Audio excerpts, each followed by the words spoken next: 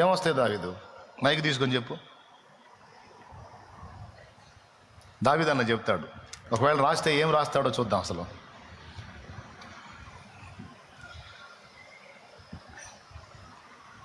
నా దగ్గరికి రావయా, కొట్టను కానీ. చెప్పు. నువ్వు అసలు ఏమనుకుంటాడు నీ గురించి యేసయ్య? నువ్వేమనుకుంటున్నావు చెప్పు.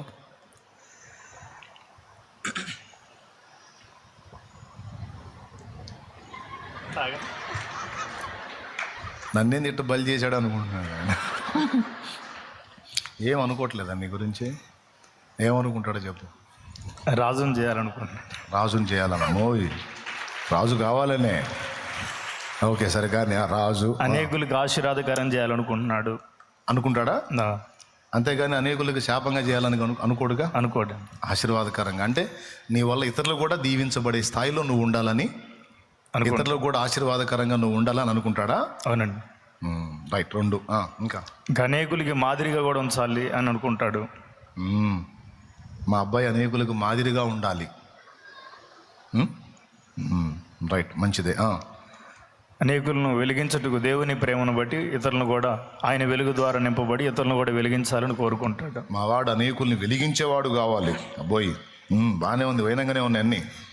అనేకుల్ని నేను కూడా ధైర్యపరిచి, పిరిగివాడిని నన్ను ఆయన ధైర్యపరిచి ఇతరులు నేను ధైర్యపరిచే శక్తిని ఆయన నాకు ఇవ్వాలనుకుంటాను. ఇతరులను మా వాడు ధైర్యపరిచేవాడు కావాలి, ధైర్యం జరిగిన వారికి ఊతం ఇచ్చేవాడు కావాలి అనుకుంటాడు. కానీ మావాడే అదురులో బతకాలి, దడలో బతకాలి అయితే అనుకోడు కదా.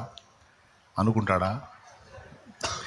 నా బిడ్డ జీవం పొంది నేను ఇచ్చిన ఆయుష్కాలం అంతా ఆనందంగా అనుభవించాలని కోరుకుంటాడు, కానీ ఆత్మహత్య చేసుకొని సావాలని కోరుకుంటాడా?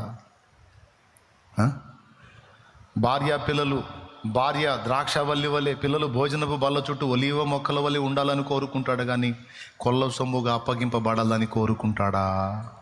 మరి వాళ్ళు ఎందుకు అలా అనుకున్నారు? దేవుని ఊహలను, దేవుని ఆశలను, ఆలోచనలను గుర్తుపట్టకుండా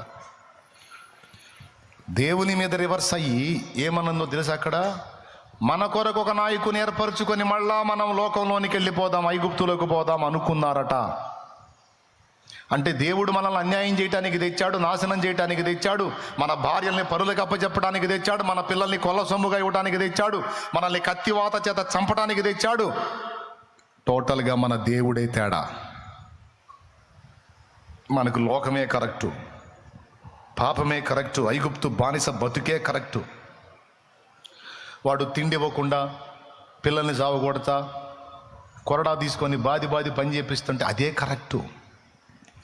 పగలు మేఘస్తంభమై రాత్రి అగ్ని స్తంభమై ఎండ దెబ్బ తగలకుండా రాత్రి వేళ పురుగులు, కీటకాలు, జంతువుల దాడి జరగకుండా అగ్నిస్తంభమై నైటు వెలుగిచ్చాడు. లోకమంతటికి చీకటి, ఇశ్రాయేలుకు మాత్రం నైటు కూడా పగలే. లోకమంతటికి ఎండ, ఇశ్రాయేలుకు మాత్రము మేఘము, చల్లని నీడ. నా తండ్రి ఎన్ని కార్యాలు చేశాడు. వారిని తరిమిన శత్రువుల్ని, ఐగుప్తుల్ని ఎర్ర సముద్రంలో నిలువున ముంచి పడేశాడు. బండ నుండి మధుర జలాలు రప్పించాడు, చేదైన మారా నీళ్ళని మధురంగా మార్చాడు. ఆకాశము నుండి మన్నాను కురిపించాడు కదయ్యా. ఏందయ్యా వాళ్ళకి చేసిన ద్రోహం? ఎక్కడయ్యా వాళ్ళకి చేసిన అన్యాయం? ఒకళ్ళ కింద బానిసల్లాగా బతుకుతున్న వాళ్ళని బయటికి తెచ్చి స్వేచ్ఛగా బ్రతికే అవకాశం ఇచ్చాడే. వాళ్ళు చెడిపోకుండా, పాడు కాకుండా హద్దులు నియమించి హద్దుల్లో విలువలు కలిగి బతకమన్నాడే. ఎక్కడ దేవుడు ద్రోహం చేసింది? ఎక్కడ అన్యాయం చేసింది? పిచ్చి మహారాజు ఎన్ని కార్యాలు చేశాడు. అన్నీ మర్చిపోయి ఈయన మాకొద్దు, మాకు లోకం కావాలి, ఐగుప్తు కావాలి అని వీళ్ళు దాన్నే కోరుకున్నారు. కడుపులో మండిపోయింది దేవుడికి. ఒరే, నేను అసలు ఏమనుకుంటున్నానో నా తలంపులనే గుర్తుపట్టలేదు మీరు. నేను ఏమనుకుంటున్నాను, మిమ్మల్ని ఎలా చేద్దాం అనుకుంటున్నానో, ఎలా చూద్దాం అనుకుంటున్నానో, నా ఆలోచనలు, నా ఆశలు, నా ఊహలే గుర్తుపట్టలేదు. దరిద్రులు మీరు. కాబట్టి మీరు నా విశ్రాంతిలో ప్రవేశించరు. ప్రమాణం చేస్తున్నా, నా విశ్రాంతిలో మీరు ప్రవేశించరు. మీరు మీ శవములు ఈ అరణ్యములు రాలిపోతాయి పొండన్నాడు. ఎందుకంటే దేవుడు ఏమనుకుంటున్నాడో ఆయన ఊహల్ని గుర్తుపట్టలేని మూర్ఖులయ్యారు.